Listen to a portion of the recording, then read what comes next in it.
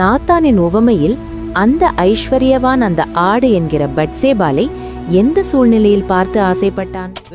அந்த ஐஸ்வர்யவான் பார்த்துட்டான் அன்னைக்கு.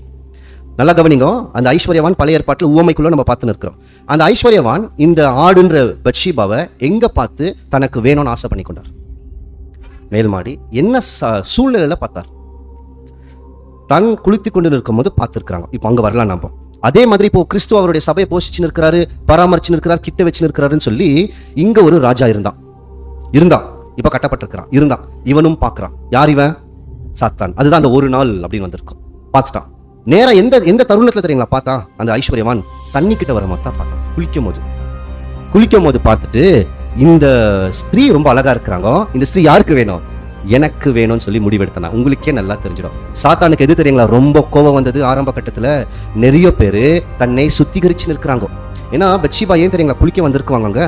வசனம் இருக்கு, அவங்களுடைய மாத விடா முடிஞ்சிருக்குமா, அது முடிஞ்ச பின்னாடி குளிக்கிறதுக்கு வந்திருப்பாங்க, தன்னை சுத்திகரிக்கிறதுக்கு வந்திருப்பாங்க. வசனத்தை வாசிக்கலாம் பாருங்க. 2 சாமுவேல் மேல போட்டுல 2 சாமுவேல் 11:11 வர 2 சாமுவேல் 11:11 வர இந்த வசனம் வாசிங்க.